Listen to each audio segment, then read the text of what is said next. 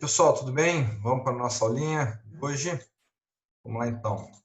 Vamos falar agora aqui de obrigação de não fazer, tá? A gente já falou da obrigação de dar, coisa certa, coisa incerta. Agora a gente vai falar da obrigação de não fazer. Deixa eu compartilhar com vocês aqui. Show de bola. Então vamos lá, gente. Obrigação de fazer, gente, é uma obrigação, de acordo com os romanos, obrigatio facienda. Abrange um serviço humano em geral, tá? Pode ser material ou imaterial. Realização de obras, fatos, prestação de fatos, qualquer que tenha utilidade para o credor. Pode ser, então, atos ou serviços a serem executados pelo devedor em benefício do credor. Tá? Eu posso ter aqui material ou imaterial, tá? Construção de um muro, eu posso ter pintura de um quadro, né? A escrita de um livro, enfim, qualquer coisa nesse sentido, desde que tenha um fazer humano. Tá? A diferença para a prestação de obrigação de dar, a gente está falando de prestação de coisa. A obrigação de fazer ou não fazer, a gente está falando de um fato humano. Tá? Por vezes pode ali ocorrer certa confusão de uma para outra. Por exemplo, se uma pessoa promete entregar um imóvel para outra, essa obrigação ela vai ser de fazer se for a construção da casa. Pode ser dar, se for entrega do imóvel acabado. Tá?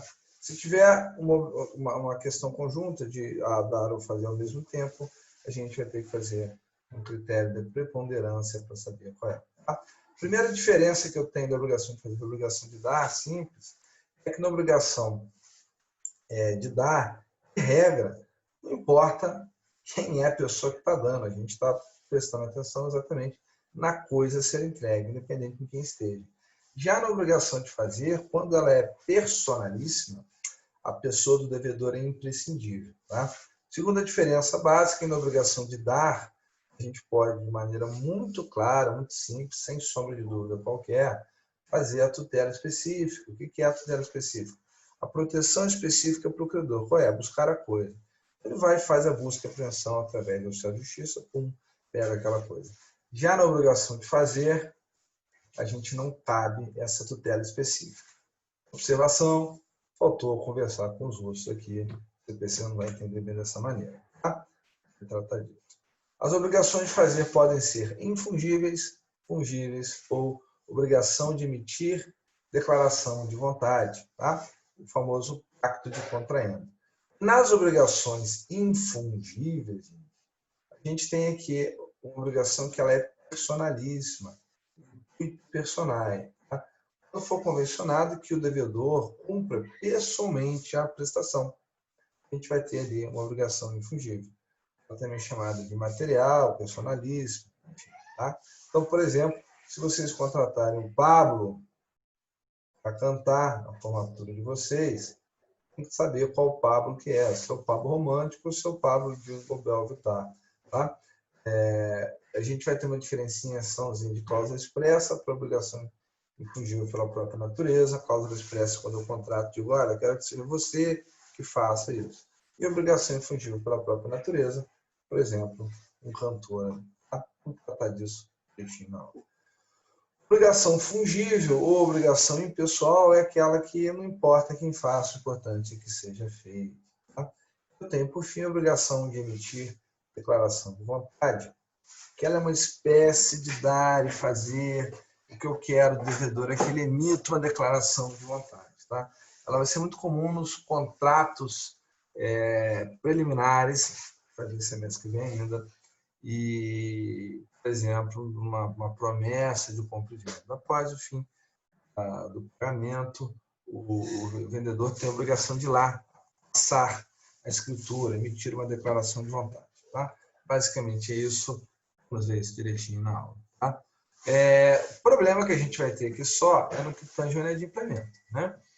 A regra, todo mundo sabe que as obrigações precisam ser cumpridas, chute, nível de consciência, de cumprir.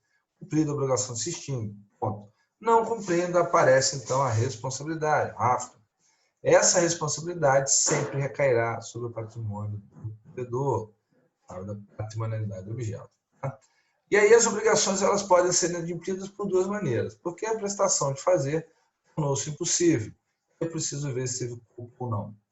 E eu tenho a outra possibilidade, quando o devedor ele se recusa a cumprir a prestação, aí a história muda de figura. Tá?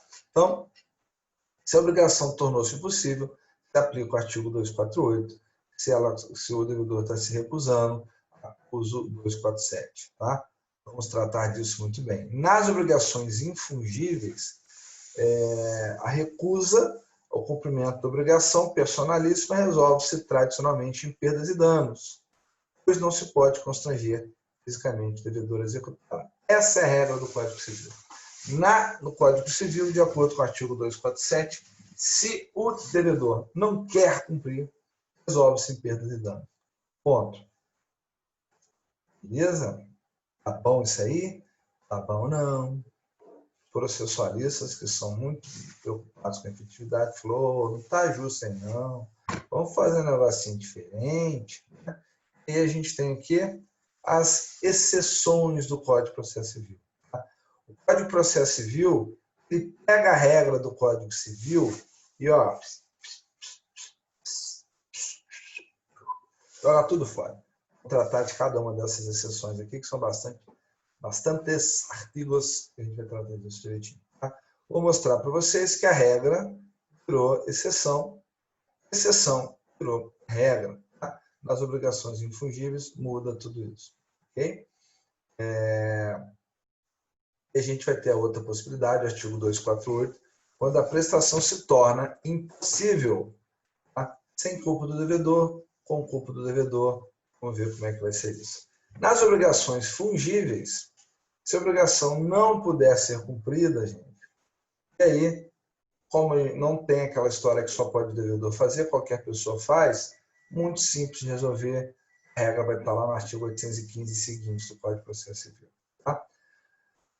E eu tenho a obrigação do inadimplemento das obrigações de emitir declaração de vontade. Tá? Se a parte não quer emitir declaração de vontade, a gente vai pegar o artigo 501 do CPC, vai entrar com uma açãozinha bonitinha, o juiz ele vai julgar o procedente, a assinatura do juiz supre, a sentença, na verdade, né, supre a vontade daquela pessoa que não quis fazer a declaração. Tá? Por fim, a obrigação de não fazer é aquele tipo de obrigação negativa, onde o devedor ele se abstém voluntariamente da prática de um ato que ele poderia fazer, mas pelo contrato ele não faz. Tá?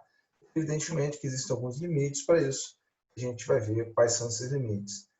Se há o inadimplemento da obrigação de não fazer, ou seja, a parte faz aquilo que ela não podia fazer, como é que a gente resolve isso? Tá? Existe inadimplemento sem culpa? Como é que eu faço algo que eu não podia fazer sem culpa? A gente vai ver. Tá? As regras processuais estão em 803 do Código Civil. Beleza, gente? Evidentemente que a gente vai tratar disso detalhadamente, detidamente, na nossa aula. Eu espero vocês lá. Um abraço a todos.